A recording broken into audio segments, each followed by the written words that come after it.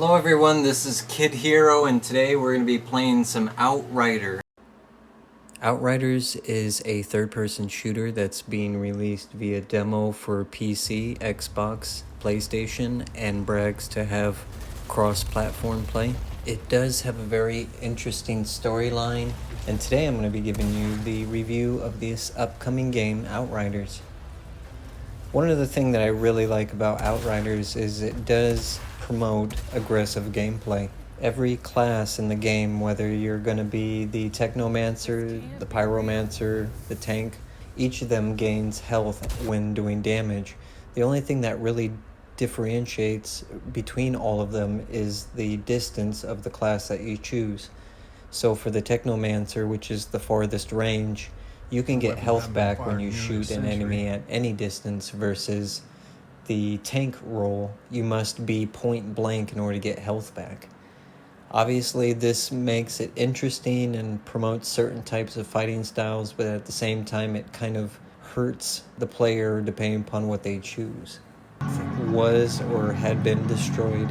The game pokes at for reasons that your character, as well as the other remaining people of Earth, boarded two ships. One ship unfortunately didn't make it out of Earth's orbit, and the remaining ship, which lands on Enoch, is going to be the ship where the story takes place.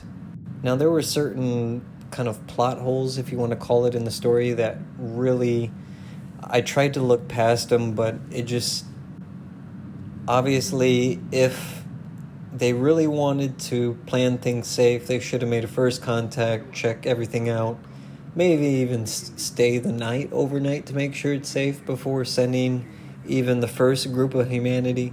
Remember, there's no going back to Earth, so they're just up in orbit, and I understand probably their reluctancy. We need to start doing this because we can't go back, but at the same time, since they sent down, let's say, 50 people, I want to say at least 50, it was probably 100, but at least 50 people in that first shuttle. You and I and a group of our friends travel to a planet that's beyond our solar system, and assuming that Earthlings understand this next planet, regardless of how far it is from Earth, we've never been there. We haven't got any prior information other than maybe several probes that we sent. And given, if the probe says that we should be able to breathe air on this planet, do you really think on first touchdown, without understanding any of the microbiology, organisms living or anything, are you willing to risk your life to land on a planet you've never been to and expect to be able to breathe their air without germs, without, I don't know, let's say poisons in the air, or maybe there's just not enough oxygen for you to survive? Well, that's pretty much what you do in this game. You land, no one has a helmet, and they're like, yeah, we're not sure what's going on, we're going to bring plenty of guns, and then when shit hits the fan, it's like, yeah, you guys should have been wearing spacesuits. So, shit on your own spit, dude? It's nothing, I'm good. That right there just kind of, I don't know. It says that the fungal spores they never found a cure for during that whole period, and there's a time gap of roughly 31 years. We'll get to that part. The part that first off that really kind of messes with me after the whole let's go to outer space and not have a spacesuit sort of thing is this guy right here. Supposedly this guy is the head commander of this expedition to save humanity on a third planet. There's basically a breakdown in between this guy, who I'm assuming is the leader because he's getting up in everyone's face, and half of the squad. The head guy in charge says, you're not the one in charge, I am. Don't go looking for trouble, basically. And Tanner basically goes looking for trouble. So I don't know. Besides that, we'll get away from the story and let's talk about the gameplay.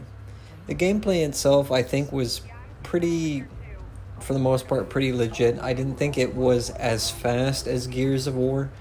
The Gears of War thing that really kind of really made the Gears of War game, especially in the first one. It was your take cover action, and it seemed like the camera really followed you closely. They try to mimic that in this game.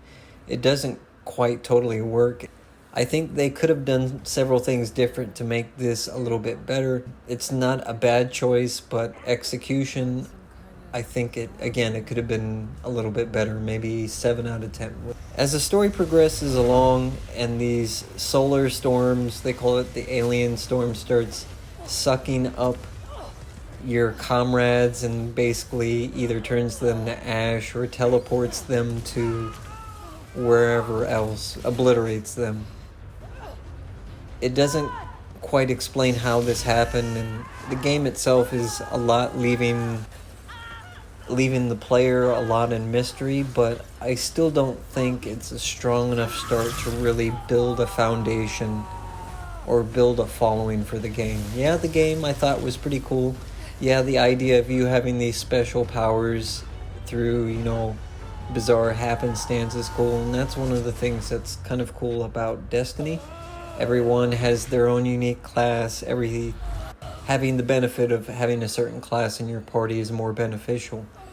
The counters or the timers on using your certain abilities, it didn't really seem as if it was crucial or beneficial when comparing it to, say, Destiny.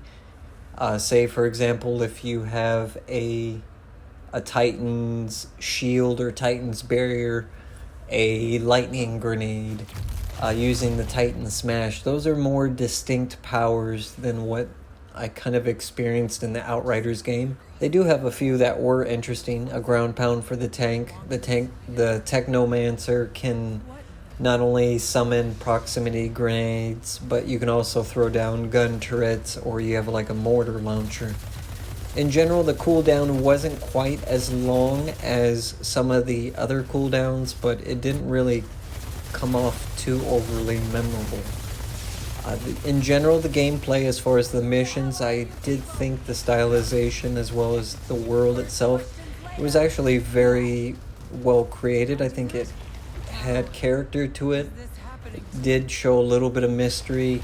You can see some of the bizarre wildlife, the hippo ape creature that you end up fighting in the first deal.